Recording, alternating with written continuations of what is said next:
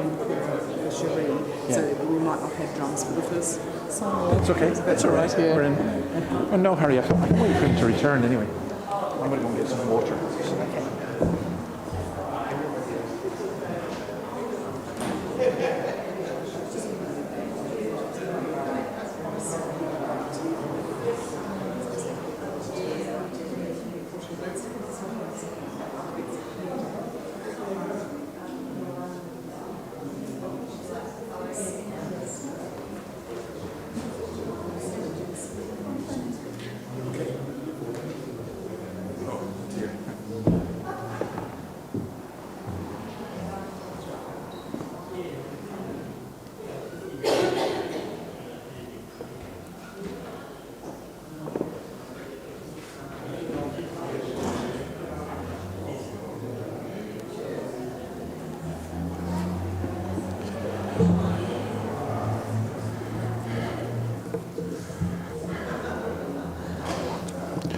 Okay, before we start, can I first of all just welcome you? If you are a visitor, we are delighted to have you here. Can I just explain what we normally do? I want to say particularly if you're not a Christian, you are very, very welcome, which sounds a little bit strange coming into a Christian church, but we are open for everybody, and we want you to find out for yourself and to think for yourself. And at the end of the talk, we have a Q&A, so feel free to ask any questions or comments.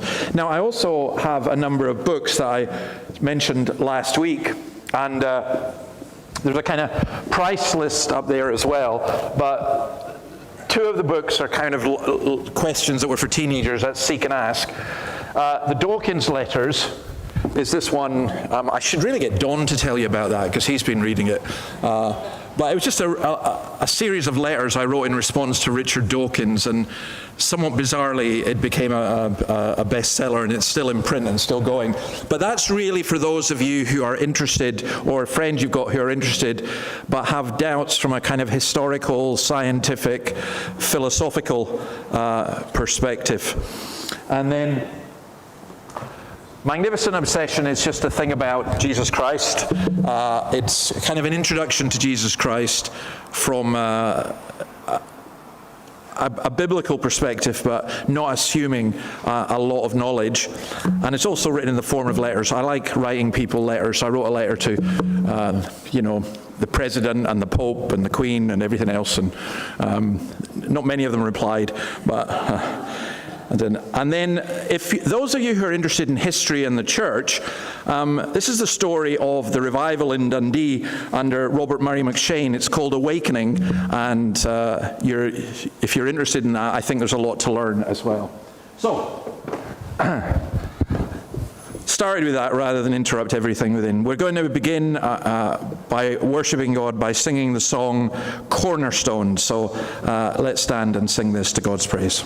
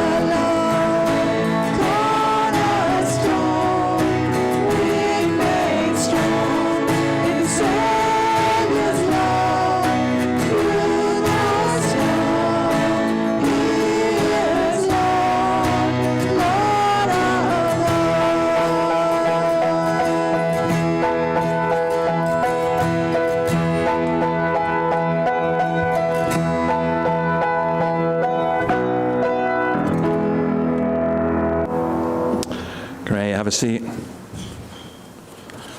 I remember going into my church in Scotland and being a bit discouraged because began the service with about 40 people, and we normally had about 80. And I thought I'd begin the service with prayer and close my eyes, and we prayed. And when I opened my eyes, there was 100 people there. So I think this prayer thing really works. But it's lovely to see you all here, and we are going to pray. We're going to ask God's blessing upon what we do. Lord, we thank you that we have the freedom to come. Something we take for granted and something we shouldn't take for granted. We thank you that you reveal yourself to us. We thank you that we can come and not know much, and yet you can show yourself to us. We can come with many different burdens and sorrows and concerns and joys and pride and so many different things, and yet just through your word you communicate and you speak to us. And so we pray that you would speak to our hearts and that we would be enabled to see who you are. In your name, amen. Just a couple of notices. On the 20th of August, where there's the AFES meeting in, I keep forgetting the place. Where is it again? What do you say again? Bar on the Hill, okay. Listen, if you spoke English, I would understand. So, it's in Bar on the Hill. Okay, it's on Bar on the Hill, right? And which is where? At the university. It's a bar on the hill at the university. Okay. Oh, it's up there. There you are. Callahan campus. See, you don't need me even to tell you that. Please feel free to come along to that. We are going to have a congregational breakfast on the 7th of September, and even if you don't come to our 9:30 service, you'd be very welcome to come to it, but you just ask you to sign up. And then something that you may hear about, it's a little bit unusual, but the church across the road, Generation, the Pentecostal church, it's their electricity. I smile at this. They're going to be without power on Sunday, so I suggested to them they might like to come and join us, and so they are. So we're going to have a joint Pentecostal Presbyterian service, possibly the first in Newcastle's history. So in 2 weeks' time. So I think it's a good idea for Christians to worship together. So please do pray about that. And then Jacques, where is Jacques? He's here. Come on, up here. So I have some very good news about Jacques. For me, it's very good news anyway. Normally when people say that, they're kind of, I don't know, announcing a birth or something, but that's not what I have for you. Jacques, I'm delighted that you are going to come and work with us here in Scots, both morning and evening, because you are actually, you're a trained Presbyterian minister, was that? Yeah. Yeah, okay. Tell us a little bit about who you are, where you're from and everything first.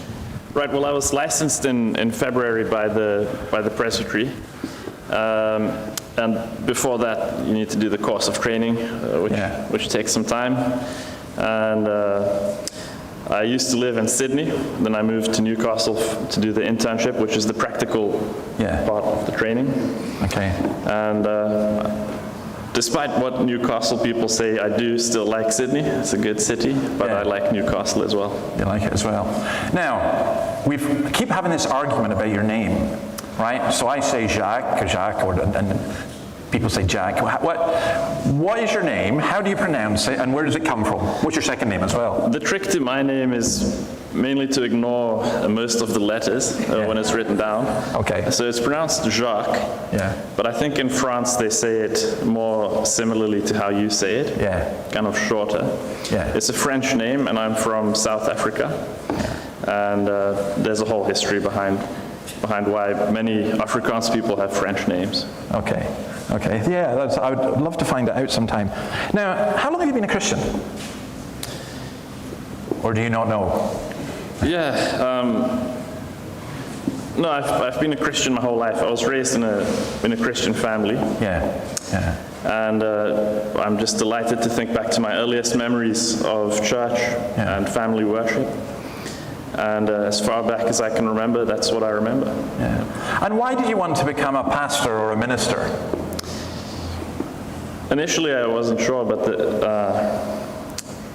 there was a sense of calling which grew over time. So initially I just thought I might enroll in one subject in college and see what happens.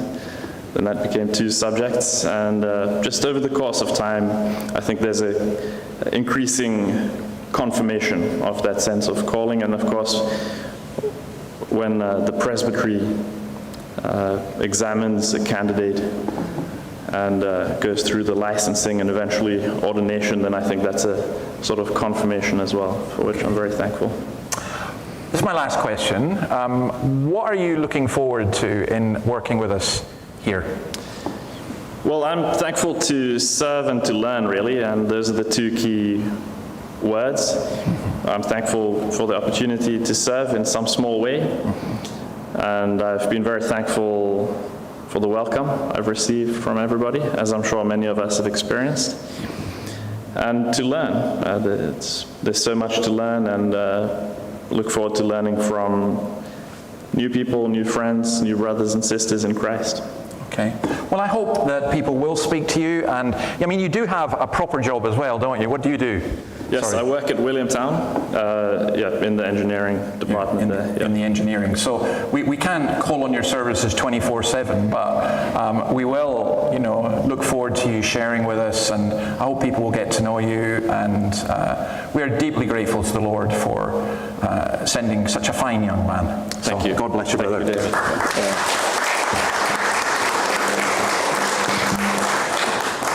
Terry, you come up and pray, and you can pray for Jacques as well, okay? And I'm glad he said that we pronounced it the right way. If you ever want to know how to pronounce something, just ask a Scotsman, that's all.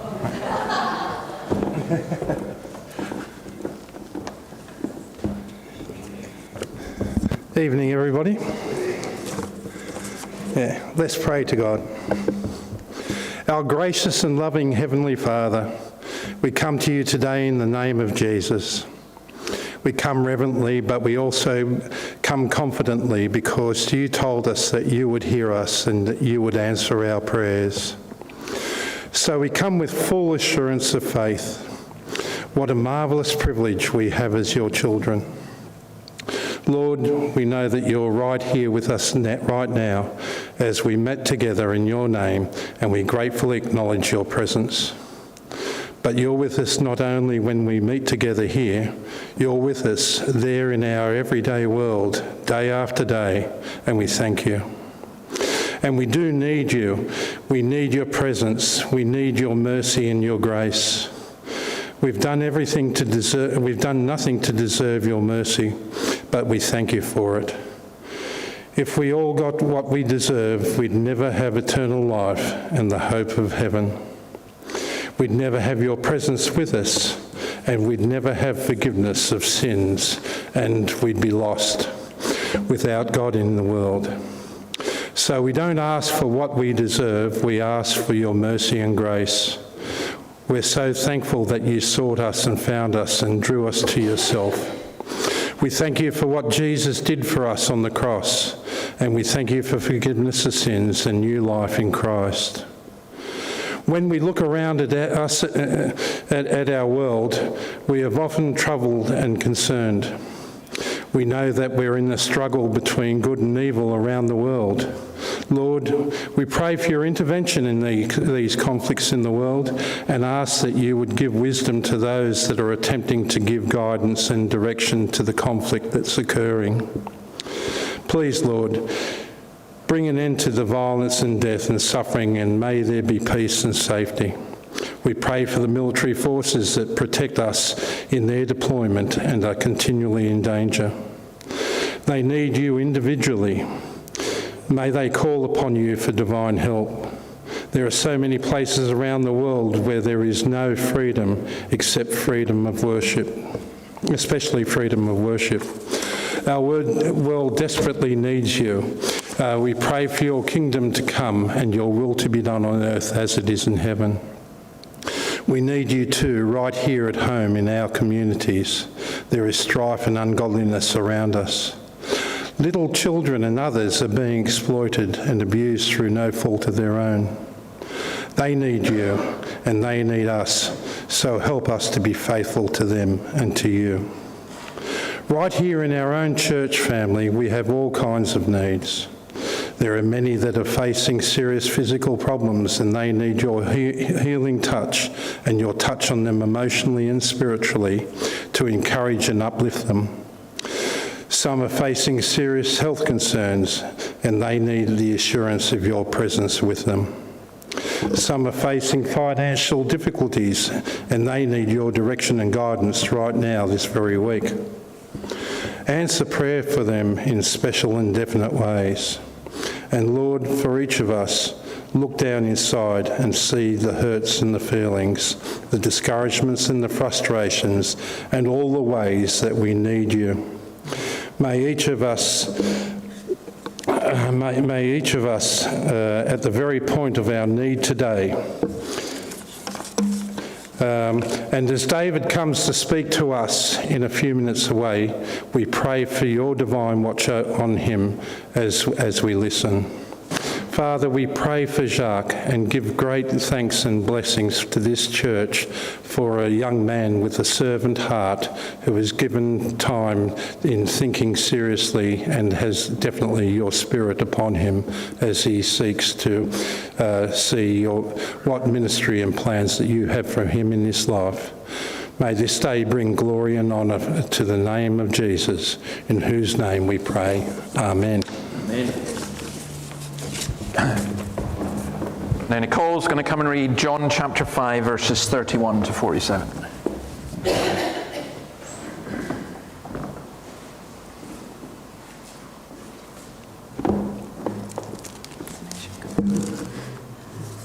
John chapter 5, is that right? From verse 31. If I testify about myself, my testimony is not valid. There is another who testifies in my favour, and I know that his testimony about me is valid. You have sent to John, and he has testified to the truth. Not that I accept human testimony, but I mention it that you may be saved. John was a lamp that burned and gave light, and you chose for a time to enjoy his light. I have testimony weightier than that of John. For the very work that the Father has given me to finish, and which I am doing, testifies that the Father has sent me. And the Father who sent me has himself testified concerning me. You have never heard his voice, nor seen his form, nor does his word dwell in you, for you do not believe the one he sent. You diligently study the Scriptures because you think that by them you possess eternal life. These are the Scriptures that testify about me, yet you refuse to come to me to have life. I do not accept praise from men, but I know you. I know that you do not have the love of God in your hearts. I have come in my Father's name, and you do not accept me. But if someone else comes in his own name, you will accept him. How can you believe if you accept praise from one another, but do not seek to obtain the praise that comes from the only God?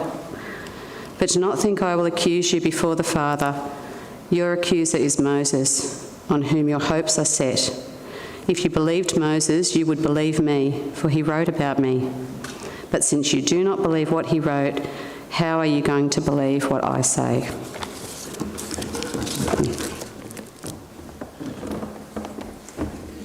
Now in that, there is one of the most difficult verses in the whole Bible. I don't know if you noticed it. We'll see. And also, there's some of the hardest things that Jesus says to religious people, and we'll come to that. But I think before we look at this, we will sing what is really a prayer. Speak, O Lord. Let's stand and sing this.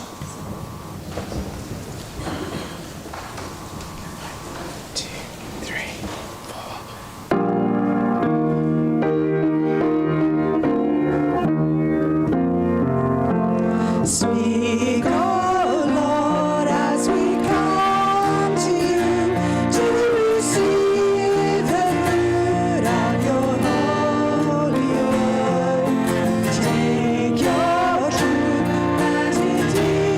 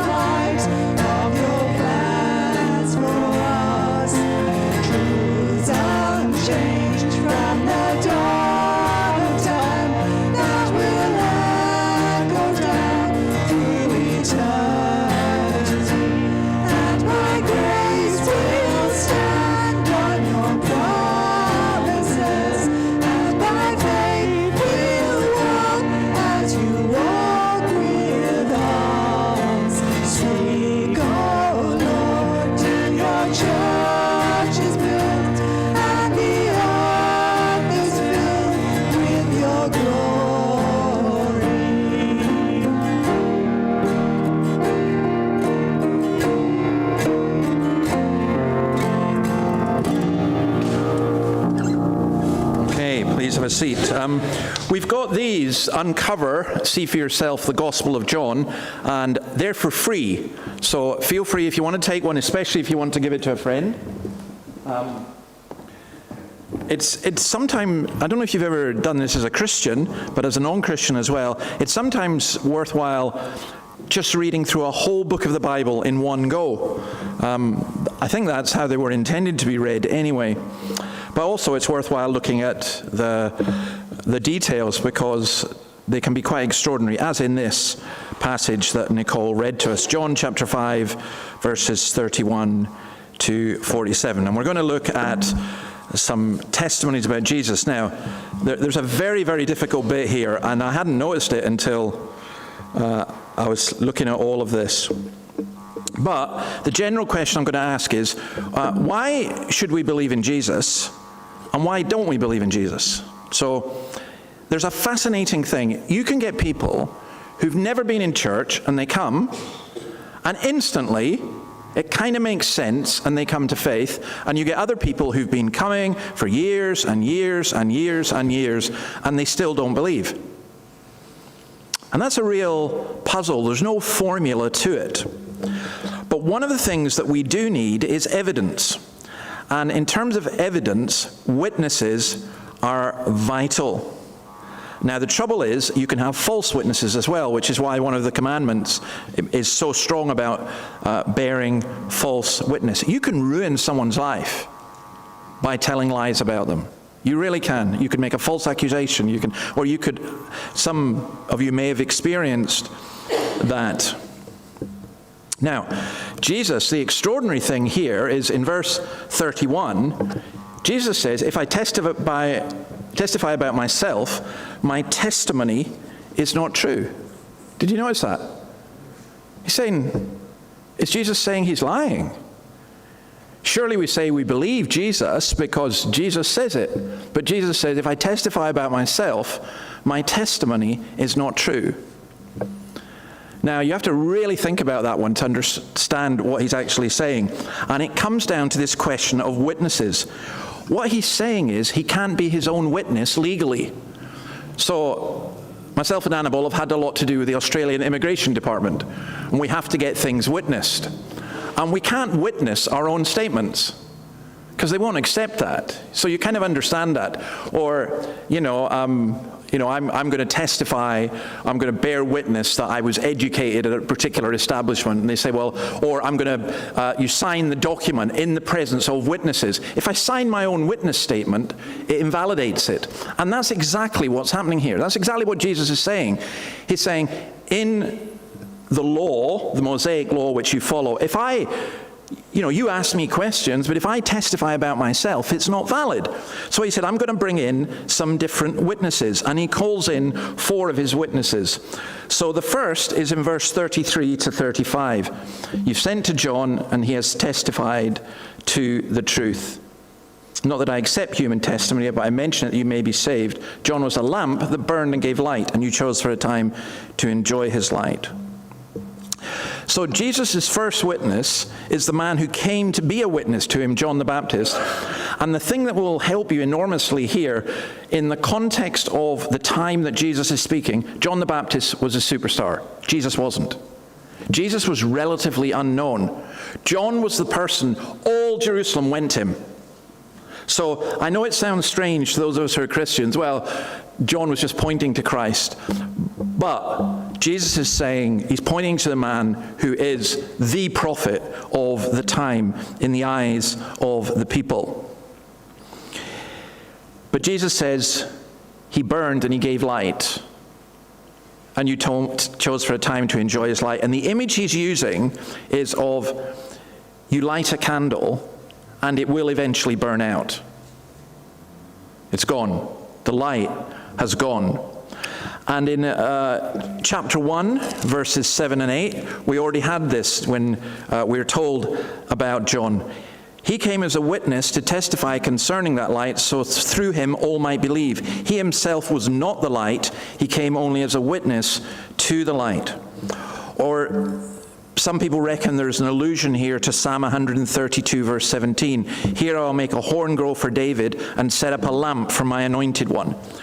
So John was the light to show the way to the light. So Jesus says, that's my first witness. You've got John. All of you acknowledge that he's a prophet. He was testifying about me. His second is in verse 36. I have testimony weightier than that of John. Well, what's that? What's his second witness? For the works that the Father has given me to finish, the very works that I am doing, testify that the Father has sent me. Now, here's something that's also counterintuitive. Miracles don't prove the existence of God. When someone says, I would believe if I saw a miracle, no, you wouldn't. You know, it's very interesting that when Jesus told the story of Lazarus in hell, and the poor man and so on, the rich man and Lazarus was a poor man. The rich man said, well, please let me go back and tell my brothers about this. And Jesus said, well, they've got Moses and the prophets. If they don't believe that, they won't believe even though someone comes back from hell. So when people say, I'd believe if I saw a miracle, that's actually not true. You might be disturbed, you might be shocked, you might be cynical. So what was the point of the miracles? They're not there to prove that God exists, because that's a kind of circular argument, and I'll show you why. If you think there's no God that can work miracles, then you're never going to accept any miracle. You're just always going to regard it as something extraordinary. C.S. Lewis puts it this way: I use the word miracle to mean an interference with nature by a supernatural power. If you think there is no supernatural power, then you're not going to accept it, whatever. All these quotes, by the way, are in the chapter on miracles in the Magnificent Obsession book. The French philosopher, not Jacques, but Pascal, says this: it is not possible to have reasonable grounds for not believing in miracles. Think about that. Again, it's counterintuitive. In our culture, people will kind of say, well, you have to be a bit weird to believe in miracles. Pascal's saying, actually, you have to be very irrational not to believe. You can have reasonable grounds not to believe in miracles. And G.K. Chesterton, the Roman Catholic writer, says this: the believers in miracles accept them rightly or wrongly because they have evidence for them. The disbelievers in miracles deny them rightly or wrongly because they have a doctrine against them. So you see what's being said? You don't believe in miracles not because you haven't seen one, but because you say there can't be one.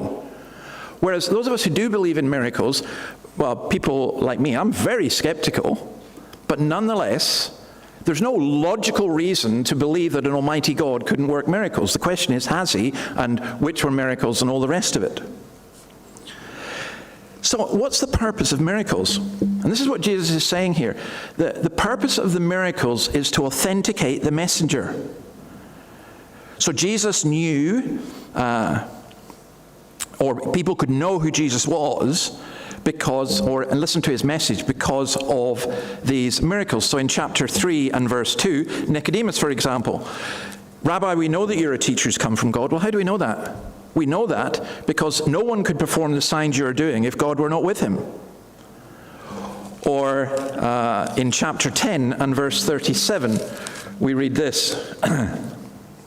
If you keep coming, by the way, we'll get to chapter 10.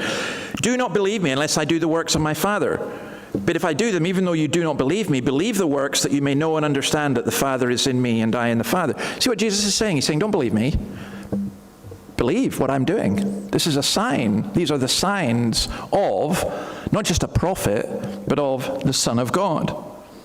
They authenticated his message. If you had been at the feeding of the 5,000, you would never forget that. And by the way, when we say about miracles, think how many miracles the disciples experienced, and it still took them an awful lot to believe. Remember doubting Thomas? Unless I see the holes in his hands and stick my finger in, I won't believe it. After all that they had seen. But they authenticate. So,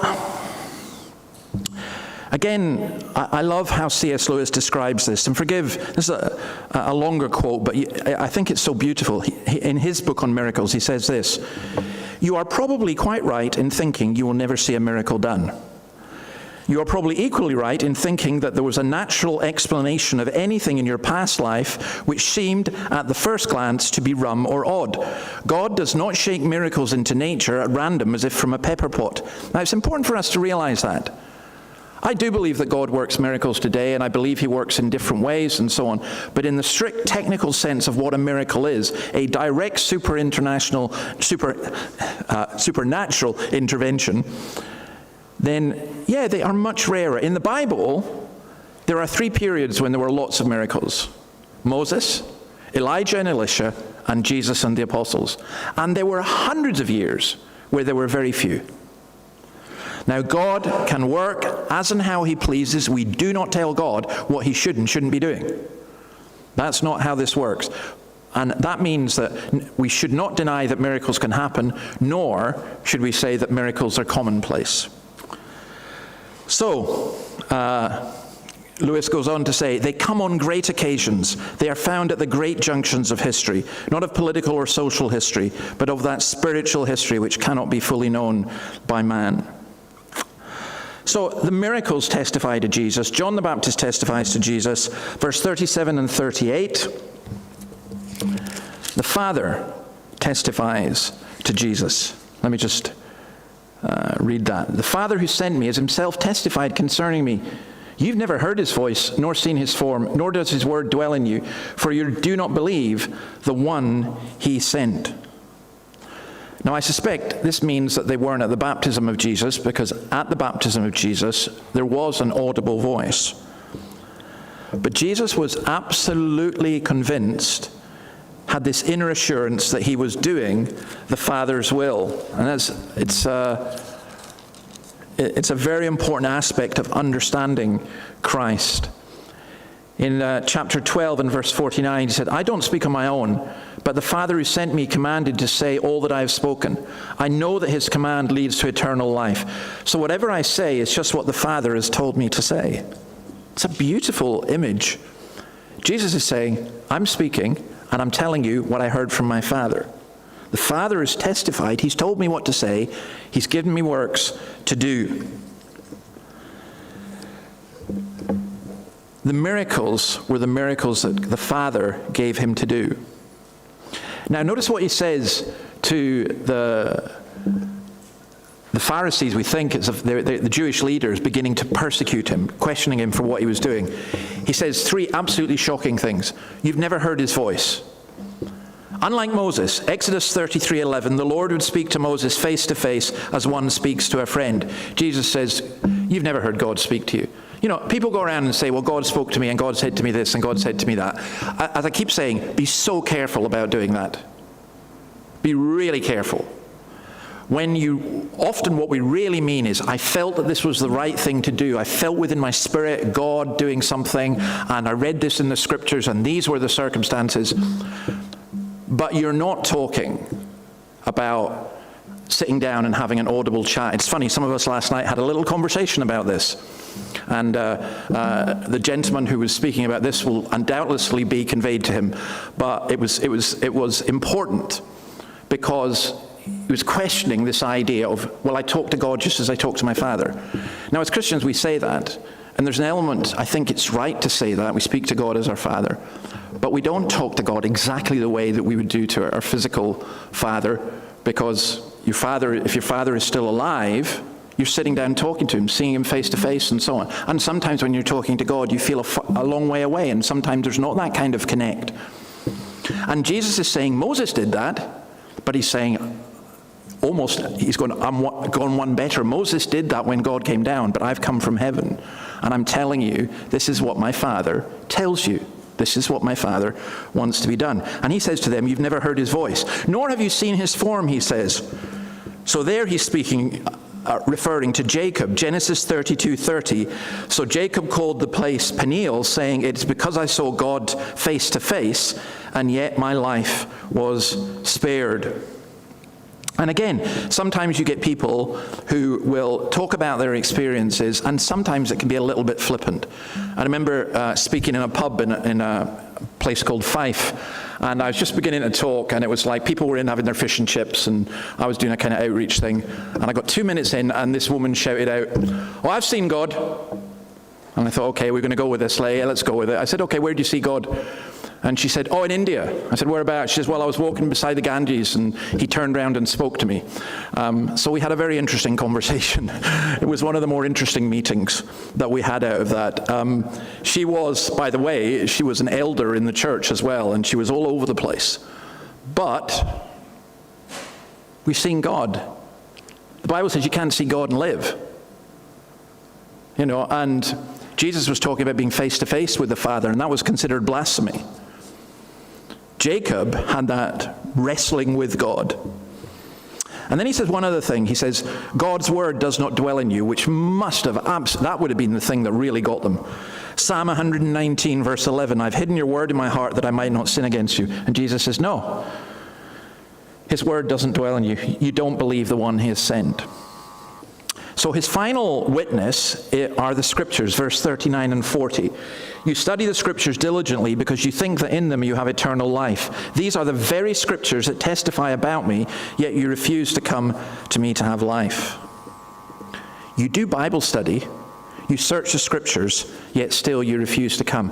There is an incredible danger in the way that some of us as Christians portray evangelism. We're just going to read the Bible with you. We're going to do it one-to-one, or you come and you hear a sermon, or you read the Bible for yourself, and it'll all just work out. No, that's not how that works. Because there's a response that we have to have. And we'll see this in a moment. The scribes, the people who were interrogating Jesus, they were the ones who copied down the scriptures. Now, in the providence of God, this is how we know we've got the exact scriptures, because they were so precise. You know, have you ever typed out something, and even with word autocorrect, or maybe especially with word autocorrect, you think you know what you're trying to say, right? And you know what you think you've said, and then you send it off to be proofread, and you've read it 100 times, you think, I've got it, it's spot on. And the proofreader goes, what about that? And what about that? And what about that? Because we make mistakes. But what the scribes did was extraordinary. Every letter of Hebrew had a number, and each word had a number, and this resulted in mathematical equations. And once you'd done the scribing of a sentence, you had to add it all up and see if it fitted the number it was supposed to have. I mean, it must have been so laborious. Made even worse by the fact that every time they wrote a letter, they had to stop, and they had to then look back at the text. So this was no rush job at all. You study the scriptures. Stephen Alsford speaks of the Plymouth Brethren. Some of us know the Plymouth Brethren. I grew up in them. And he says that almost all the really good preachers he knew were people who'd left the Plymouth Brethren, but they'd had a deep grounding in reading the scriptures, because that was one thing the Plymouth Brethren did. They'd immerse themselves in the scriptures. But he says, the scriptures witness to me, and yet still you don't believe. So now comes the really hard bit, and it's the really hard bit for answering this question, why refuse to believe? Now, you need to be really careful here. Jesus is not speaking about those of you who don't know. Right? There are lots of reasons. That you can say, I don't know about this. Well, learn, find out. That's the important thing. You've got to find out. But he's really speaking to those who claim that they know and still don't believe. And so he gives 3 reasons about that. Now, I want to stress again, if you are ignorant, and I don't mean ignorant in a horrible way. I mean, I'm ignorant of physics. It doesn't mean I'm a horrible person. And because you don't know something, then it doesn't mean, there's something wrong with you. But when we are talking about God and Christ, you need to know him. So you really do need to study the scriptures. You need to find out. And it's great that you're here. That's why we're doing all of this. That's why we call this Meet Jesus. But what if you do know? What if you've heard over and over again? Why do people not believe? Well, Jesus answers it, and it's stunning. Verse 41 and 42, I do not accept glory from human beings, but I know you. I know that you do not have the love of God in your hearts. That's what he's saying. You don't believe in me because you don't have the love of God in your hearts. They love their own opinions. They don't have the love of Christ. Jesus does not accept human glory, but they accept praise from one another, other people. Or they have the fear of other people and the desire for praise from other people. That can be, by the way, a real stumbling block to someone coming to Christ. What will my friends think? We are hugely influenced by our friends. It's not just children and teenagers who are hugely influenced by their friends. You are hugely influenced by your work colleagues. You're hugely influenced by your family. And it can be a real stumbling block. I mean, I think of an Iranian friend who knew that to become a Christian would estrange him from his family. That's a tremendous pressure. Or you're about to get married, and you become so interested in Christianity, and your fiancé says, you go become one of these holy Joes, and you're out, the wedding's off. And you justify all different kinds of reasons why you couldn't believe. You do not have the love of God in your hearts. It's an astonishing statement for Jesus to say. These are people who are supposedly dedicated their lives to God. They are uber religious. They are at every single service. They read everything. They can talk the talk, yak, yak, yak, spiritual talk over and over and over again. And Jesus says, no, you don't have the love of God in your hearts. It's an amazing thing. He talks at one point of being like whitewashed tombs.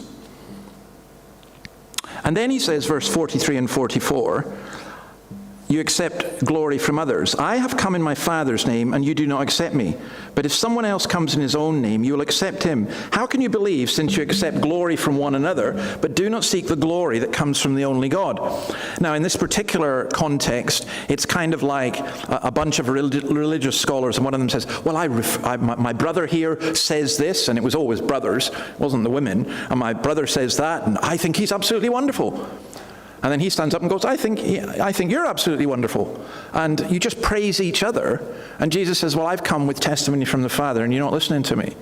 Because you're too busy scratching each other's backs. You're too busy seeking glory for yourself. Around this time, we know there were at least 63 messianic claimants, people who were claiming to be the Messiah. You know, it was really quite extraordinary. What's the Roman gladiator film? You know, the one where I am so-and-so. I've forgotten his name. Oh, I can't believe that. Spartacus, that's it. I knew you would know. Spartacus. Stands up and he goes, Spartacus, I am Spartacus. Well, no, I am Spartacus, and so on. Well, there were all these people saying, I am the Messiah, I am the Messiah, I am the Messiah. And Jesus says, you listen to these people, but you're not listening to me. See, I think that self-glorification keeps us from the truth. Is it really the case that we can't believe, or just that we won't believe? Now, there are some people who find it really difficult to believe because they do have a lot of questions and they need to work those through. I'm not talking about you. But I'm talking about when the questions keep coming and keep coming and keep being answered, and you keep pushing it off and keep pushing it off because there's something that's holding you back. And can I kind of very gently say this? Self-glorification can be a real reason. Jesus says, come die. And we say, no, I don't want to do that.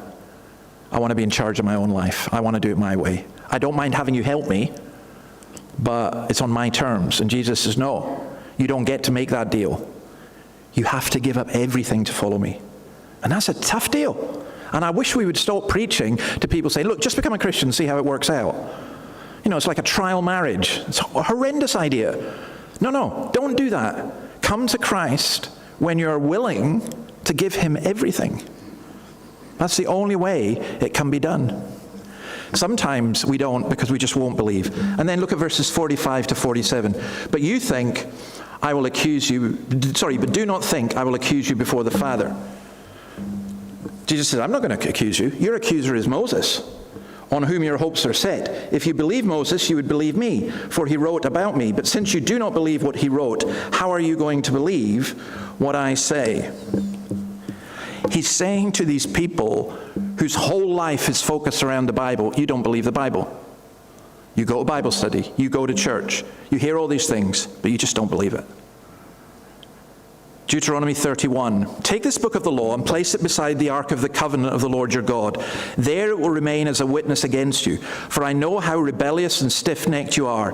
If you have been rebellious against the Lord while I'm still alive and with you, how much more will you rebel after I die? This is Moses speaking. Assemble before me all the elders of your tribes and all your officials, so that I can speak these words in their hearing and call the heavens and the earth to testify against them. It is a great privilege to be brought up in a Christian church. It is also one of the most dangerous things, because there are degrees of judgment. And some people ask the question about, well, what are those who've never heard? They won't be judged the same as those who have heard, because you're rejecting the truth. You're rejecting the truth. And you hear it, and you hear it, and you hear it. And this testifies against you. Jesus says, it testifies about me, but it's testifying against you.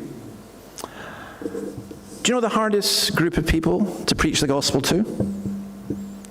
It's not people of other religions. It's not atheists.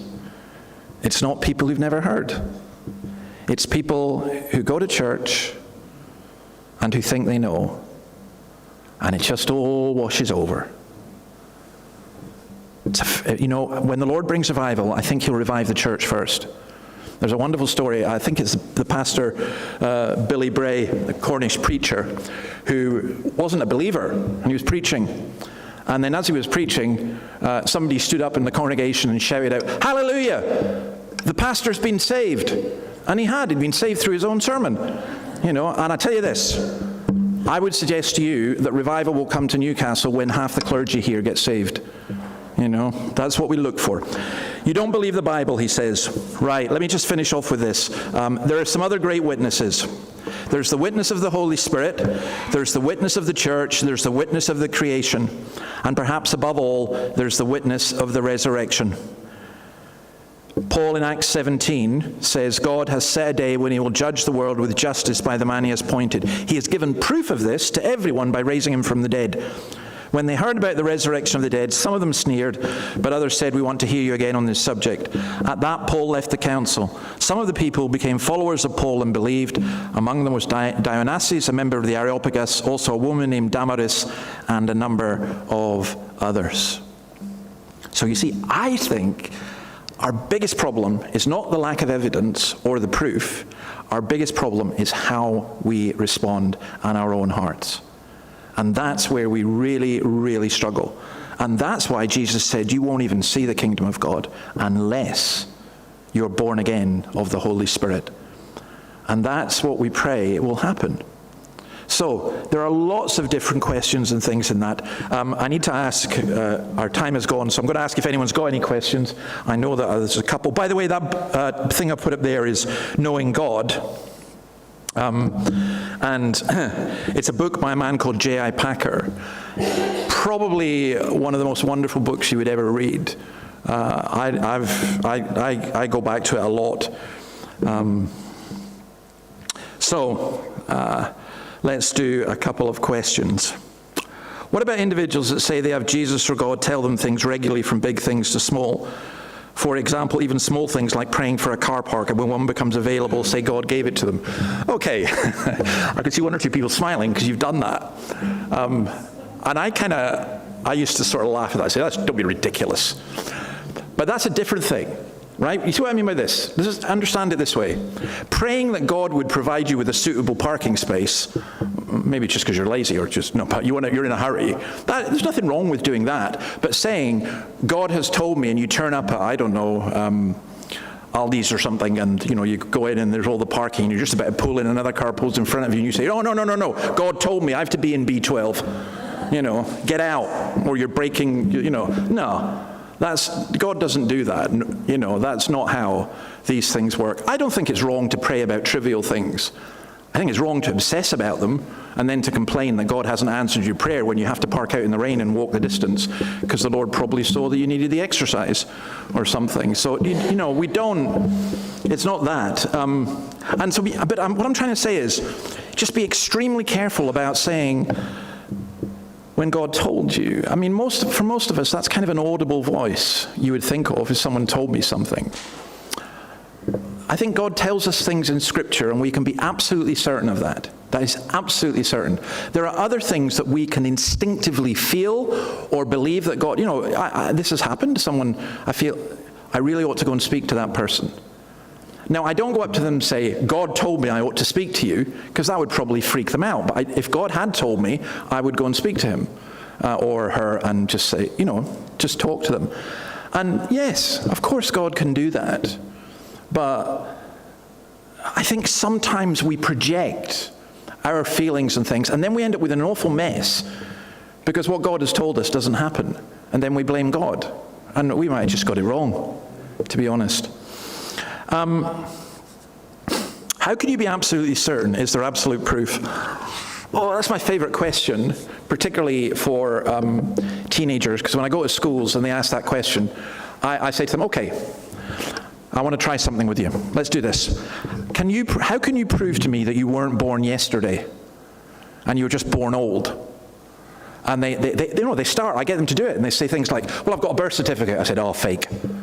They said, and then they'll say, yeah, but the hospital records of my parents, I said, they're all in on the conspiracy. You were actually born yesterday, and you've got implanted memories from the Matrix, and we can go on forever because they can never absolutely prove it if I don't want it to be proven.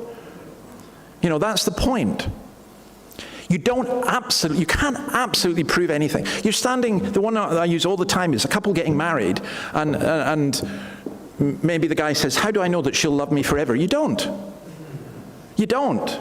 You're basically taking a punt on it with the knowledge that you have. I love this person, we're committing to each other, who knows what's going to happen in our lives, but may God keep us. And, we're not standing up making a vow on the basis of certain knowledge that we can absolutely prove. And it's the same with becoming a Christian. If you wait until you get absolute proof about anything, there's no way. I mean, I've used this before, but to me it was hugely significant. I was doing a meeting once, and I said I don't believe in absolute proof for anything except mathematics. 2 and 2 is 4. And this man came up to me afterward and said, I'm a professor of mathematics. I said, oh, please don't tell me 2 and 2 is not 4. He said, well, David, in a binary system, 2 and 2 is 4, but in another system it's not. And I give up. Right? So you can do anything. Don't demand absolute proof, because there's proof of Christ, enough proof for you to trust him. Isn't it circular reasoning to go to the Scriptures to prove the Scriptures? Well, kind of yes and no. So if I say to you that the sea and Newcastle is warmer in the winter than the air, well, I guess we can go and do scientific experiments and stuff. But do you know the best way to do? Just dive in. And then you'll find out if I'm telling the truth or not.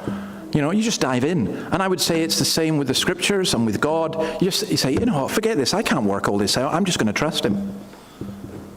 And then one other, I think. Let me just have a quick look. I'm a Christian. Well, this is an excellent question. Sorry, we have to deal with this. But sometimes I doubt. Does that mean I'm not a Christian? Well, that would mean I'm not a Christian. And doubting Thomas, and the disciples who doubted, and the Puritans who wrote about God saving them from atheistical thoughts. I rarely come across Christians who don't doubt at some point. But doubt is not the end. If you were to say you're married to somebody, and then suddenly this doubt comes in your head, my wife doesn't really love me, oh, forget that, we're out of here, we're done. Then it's the easiest way for the devil to trip anyone up. You don't do that. We can doubt, but it's what we do with our doubts. And sometimes, even if our hearts condemn us, God is greater than our hearts. And often our doubts are heart doubts. They are a feeling and a fear, and an awful black fear sometimes. But then we come and we say, Lord, I believe, help my unbelief. It really is, in one sense, that simple. Okay, anyone else want to say anything? Okay. Sure. In verses 33 and 34, Yep. Jesus mentions the testimony of John the Baptist. Yep. And he says, I mention it that you might be saved. Yeah. My question is, do you think that Jesus might have had any thought in his mind that there was a possibility that his testimony might have been received by the body of scribes? No, I don't think he thought the body of scribes would do it, but he says, I don't need the testimony about myself. I know who I am. But you believe, you think John's a great prophet. Well, this is what he's saying. Why don't you believe him? And here's the thing. I think Jesus also prayed for them. And one of the things we read about after the resurrection and in the book of Acts is many teachers of the law came to believe in Christ. And I suspect a lot of them who listened to him here came to believe. So he's really saying, I don't need John the Baptist to assure me. But look, I'll do exactly the same with anything. For anybody, I will say, look at this, look at that. Here's this person's testimony, that person's testimony. Because I want them to get to Christ eventually. And Jesus is saying, yeah, you've got a whole lot of questions about me. Here's my witnesses. So, yeah, thank you, Robert. It's a really good question. You mentioned that they might be saved. Oh, absolutely. Because you can't be saved without looking to Christ. So that's the whole point. The point is they're trying to work out their salvation through all their scribal stuff and the law and so on. And Jesus is saying, you don't know God, you haven't heard God, you don't have the word of God in your heart. You've got to believe what John the Baptist said and look to me and be saved. Turn to me and be saved, all you ends of the earth. And that's, by the way, the great message we've got. We just say to people, well, how can I be saved? Well, you look to Jesus. Well, what does that mean? Well, come on, let's talk about it. But it ain't a formula.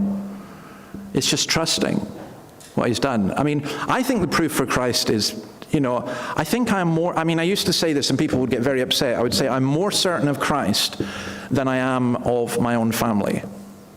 So, well, that's ridiculous. But it's not ridiculous. Because you can be made to doubt absolutely anything. You really can.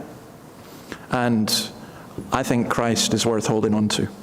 All right, we're going to finish by singing the song, Psalm 62, my soul finds rest in God alone. Sometimes you wrestle with all these things and you're up and down and emotionally you're all over the place. And at some point you just say, I'm going to lean on Christ. And that's what this song is about. It's a beautiful version of the psalm. Let's stand and sing.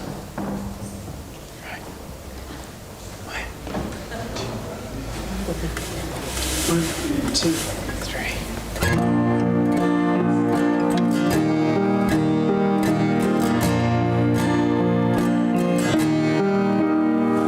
My soul finds rest in God alone, my rock and my salvation, a fortress strong against my foes, and I will not be shaken.